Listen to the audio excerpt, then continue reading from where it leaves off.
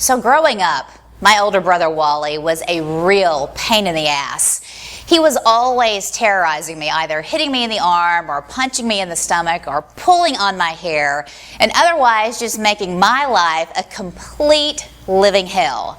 And one day, I had absolutely just had enough. I was probably about 9 years old, and I just screamed at the top of my lungs, "Stop it, you son of a bitch!" Right about the time my mother walked into the room. Well, of course, she proceeded to grab me by the arm and march me down the hallway into my bedroom, and she shut the door behind me. I was grounded for 2 weeks, and then she says, "Young lady, do you even know what a son of a bitch is?" And I kind of looked at her and I was like, not really.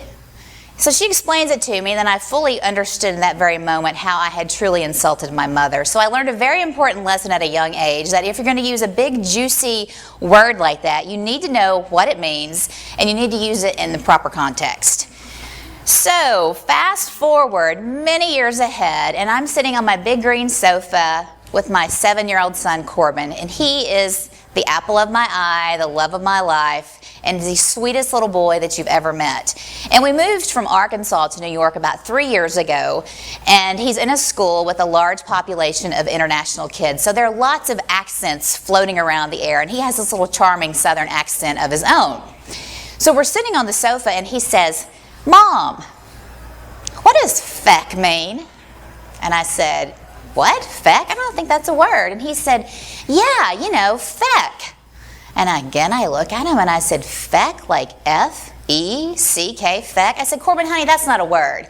And he said, "Yeah, Mom, like feck you."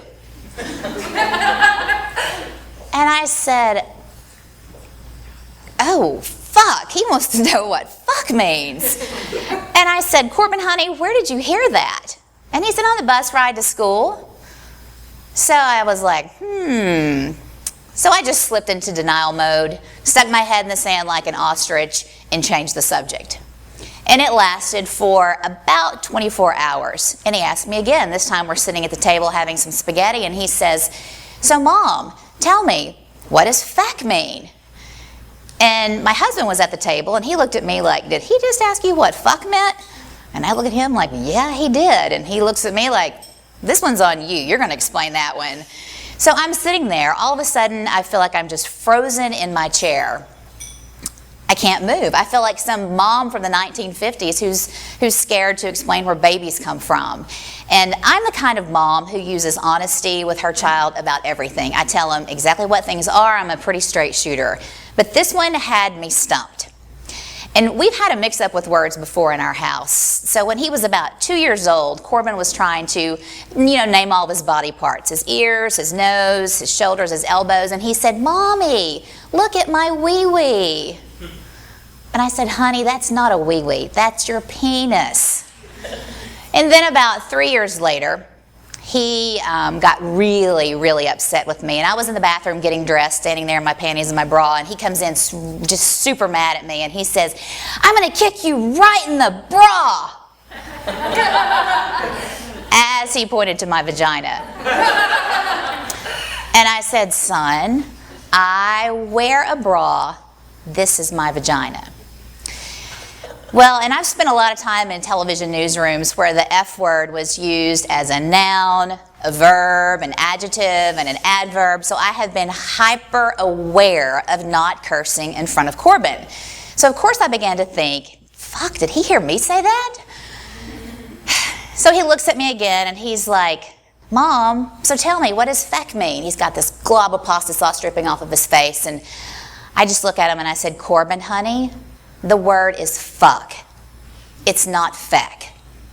And it's a really bad word that you can't say at school ever." And then I threatened him and I said, "If you say that word at school and your teacher hears you say it, you could be sent to the principal's office and possibly kicked out of school." And then I sat there, waiting for him to say something, twisting on my napkin, chewing on my lip, took a big drink of my wine. He didn't say anything. So I got up, grabbed my plate, grabbed my glass of wine, I walked around to the kitchen sink, and he came right around right behind me, and he looks up at me and he says, "Okay, Mom, so what does fuck mean?" And I look at him and I say, Corbin, it's a word that grown-ups use when they're really upset. I said, they say it, son, when they can't find other words to explain how they feel. And he's like, okay, but tell me, what does it mean? All right, so Corbin is just like me. He knows when he's being given the runaround and his questions aren't being answered, and this persistent questioning skill will serve him well later in life, but at this particular moment, it was killing me. And I'm sitting there looking at this sweet little innocent 7-year-old boy thinking, am I really about to take this Lego-loving superhero wannabe down the road of explaining all the 4-letter words that you shouldn't use but we often do? Yep, yes I was. I never thought I would have to start with fuck. Shit, yes. Fuck, no. So here I am, I'm looking at him, I'm like, all right, you've got to put on your big girl parenting pants. So I took the last drink of my wine, set the glass down, and I knelt down on one knee, and I looked him in the face, and I put my hands on his little shoulders, and I said, Corbin, it means the same thing as having sex. And he looked at me, I could see the light bulb kind of go off over his head, and he said, oh, so like when people love each other and they feel all tingly around each other? And I said, that's it. That's exactly what it means. And then I felt like the biggest fucking fraud ever. Because we all know that that's not what fuck means. But I could tell from the look on his face that he was confident that he knew what it meant, and I was confident that he was going to use it in the correct context with the correct pronunciation the next time he got on the bus. I just prayed to God that it was not within earshot of the bus monitor. So Corbin turns on his heel and he runs out of the kitchen and down the hall to his bedroom to play. And I'm standing there realizing that, you know, this is the first of many conversations that he and I are going to have in the days and the months and the years ahead about things like this. And, you know, if he can't count on his mother to tell him like it is, who can this kid count on? I mean, it is my job as his mother to teach him these things. And I was feeling pretty confident about how I had handled that, and I thought, phew, I'm good for a while. Well, about 24 hours later, we're back at the table. This time we're having breakfast for dinner. And he's up to his elbows in pancakes and turkey bacon and a big glass of orange juice. And he looks up at me. This time he's got maple syrup all over his face. And he says, hey, Mom. And I said, yes, son. And he says, what's a camel toe?